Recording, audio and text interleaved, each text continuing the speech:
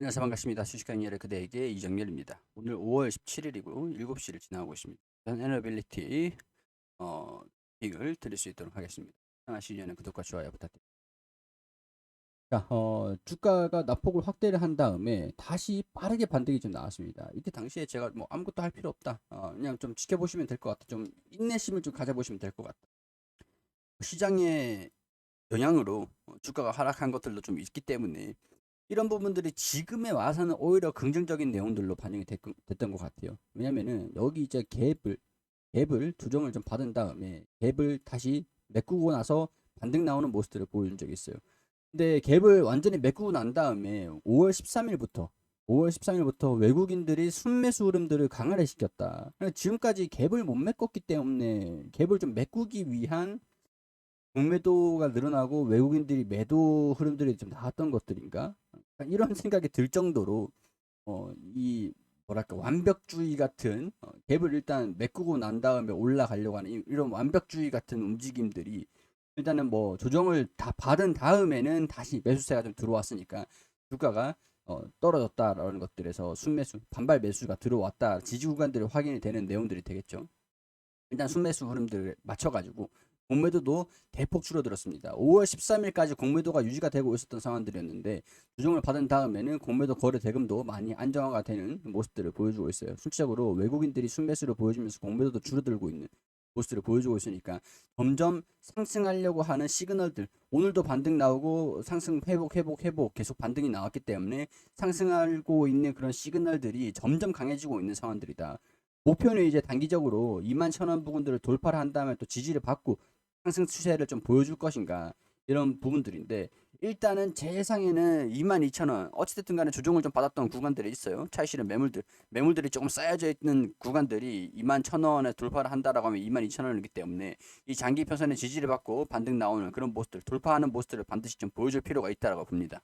그렇기 때문에 이런 부분에서 점점 상승하고 있는 상승 시그널 강세를 보여주고 있기 때문에 이런 부분에서도 한미 정상회담 일정에 맞춰가지고도 원전에 관련된 움직임들이 좀 나아질 수 있을지에 대한 기대를 한 번쯤은 해보자 이렇게 설명을 드릴 수가 있을 것 같아요.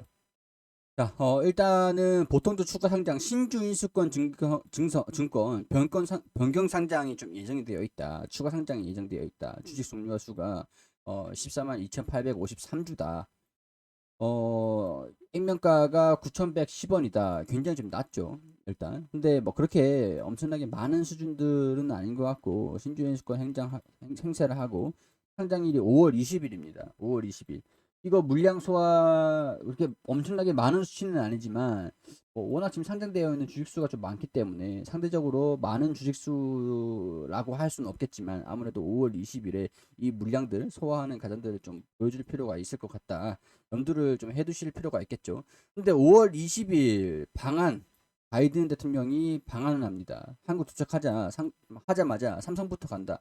반도체에 대한 그런 뭐랄까 뭐 수요 부족, 중국의 의존도 막 그런 것들 중국도 지금 봉쇄를 하고 있기 때문에 그 어느 때보다 반도체 에너지에 굉장히 좀 중요한 상황들인 것 같은데 20일 방한하자마자 삼성전자 평택 반도체 공장을 찾을 것 같다라고 보고 있으면서 파운드리에 대한 이런 부분들, 미국의 파운드리 착공에 들어가는 것들, 투자 보따리를 좀 풀 것이냐, 이런 기대감들이 좀 나와주고 있는 상황들인데, 전 세계 공급망의 재편 문제, 이게 좀 중요하죠. 중국도 봉쇄하고 있는 상황이고, 파운드리 수요 부족, 이런 것들도 좀 있기 때문에, 안전적인 파운드리, 그런 수요, 그런 것들을 확보를 하면서, 물가를 좀 낮추기 위한 이게 반도체 부족으로 중고차 가격도 굉장히 좀 상승하는 모습들을 보여주고 있기 때문에 여기를 좀 예민하게 보고 있는 상황들인 것 같습니다. 일단 TSMC하고 삼성전자하고 파운드리 시장에서 주목을 좀 받고 있는 상황들인데 뭐 일단 이런 부분들에서 원전 에너지도 중요한 상황들이긴 한데 살짝 반도체보다 좀 밀리나라는 그런 생각들이 좀 들고 그리고 원전은 지금 북한 DMZ 방문에 가닥이 좀 잡혔다. 이런 내용들이 좀 있는 상황들이기 때문에 반도체 다음 DMZ 북한에 대한 메시지, 한미 동맹, 연합 방위 태세 이런 것들 있겠죠. 원전을 가동을 시키려고 한다 보니까 여기에 관련된 메시지를 북한한테 좀 보여주기 위함인 것 같아요. 탄도미사일 도발이라든가 뭐 원전에 대한 부분들 뭔가 좀 있는 상황들인 것 같겠죠. 북한이 뭔가 움직임들이 좀 있는 것 같다라고 판단을 하는 것 같습니다. 뭐 그래서 일본보다 한국을 좀 더 빨리 방문을 하는 것 같은데 일단 DMZ에 방문을 한다. 이런 상황들이고 자, 이 파이로 프로세싱 미국과 협의를 하겠다. 이번 한미 정상회담에서 파이로 프로세싱에 대한 협의 결과, 유의미한 결과를 도출할 수 있을 것인가? 일단 방사선 폐기물 처분 관련된 내용들이기 때문에 이걸 재활용할 수 있느냐 없느냐의 차이인 거거든요. 우리가 지금 원전을 가동을 하는데 문제가 됐던 게 사용 후 핵 연료 처리 기술이 있는데도 불구하고 활용을 할 수가 없었어요. 그럼 이제 방사선 폐기물을 계속 보관을 하고 있어야 되는데 땅이 적잖아요. 그렇기 때문에 수출을 하든가 해야 되는데 이런 부분에서 이 사용 후 핵 연료를 처리를 할 수 있는 기술을 허가를 받을 수 있는 협의를 할 수 있는 내용들이 좀 있다라고 한다면 물론 이제 방산 쪽에 연관이 되어 있는 그 좀 예민한 문제이긴 합니다. 소형 모듈 원자로 SMR 자체가 핵잠의 미국의 핵잠의 원천 기술이기 때문에 이 사용 후 핵 파이로 프로세싱 기술을 가지고 이걸 SMR을 잠수함에 탑재를 시키면 그게 핵잠수함이 되는 거예요. 그렇기 때문에 원전을 재처리하는 이런 내용들이 좀 예민한 부분이긴 합니다.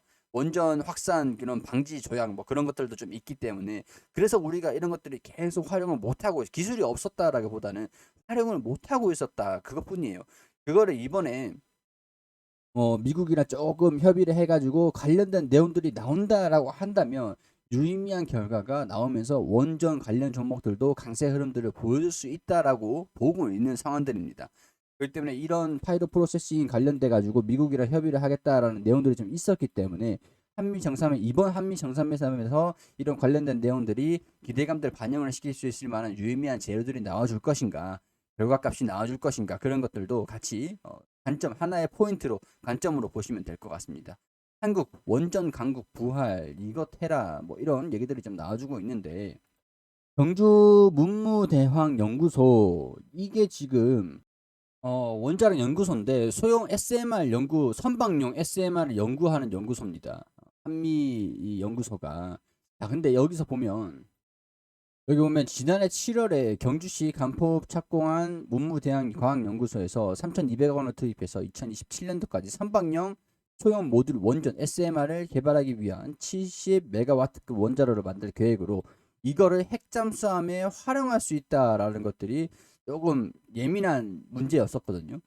한국에 핵잠수함을 도입할 경우 일본과 중국에서 반발 등 국제적인 파장이 예상되고 핵잠수함이 정박하는 항구나 지원시설에 들어서는 곳은 주민들의 반발이 예상되므로 뭐 등등등등등등 뭐 이거 전원축 우라늄 핵무기로 사용이 불가하며 핵 연료로만 사용된다는 점을 분명히 천명을 해야 된다. 뭐 이런 얘기들이 좀 있는 상황들인데 한미 원자력 협정 어 여기에서 합의가 되는 경우 가능하다라고 하니까 뭐 파이로 프로세싱 관련돼 가지고도 SMR 측면에서 활용을 할 수 있는지로 분명히 연계되는 그런 내용들이다. 라고 보시면 될 것 같습니다. 그러니까 이번 파이로 프로세싱이 그, 그 두산 에너빌리티 같은 경우에도 보면은 소형 모듈 원자로 SMR에 활용을 할 수 있는 그런 기술들은 있지만 기술들은 있어요. 이거를 사업적으로 가능한 것이냐라는 부분에서 연관이 되는 내용들이니까 이번 한미 정상회담에서 분명히 좀 내용들이 나왔으면 좋겠다.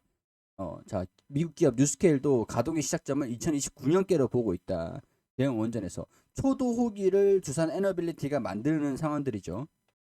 미국의 빌 게이츠도 뭐 그런 면을 보고 원자력 관심을 갖고 집중 투자하는 것이다. 원전 건설은 하루 늦어지면 10억 원 손실이 발생을 한다. 이런 내용들 뭐 등등등 나와주고 있는 상태인데 여기에서 뭐 세계가 인정하는 원전 기술력을 가지고 이번에 조금 이 기술 개발에 뭐 좀 집중을 좀 해달라 이런 내용들.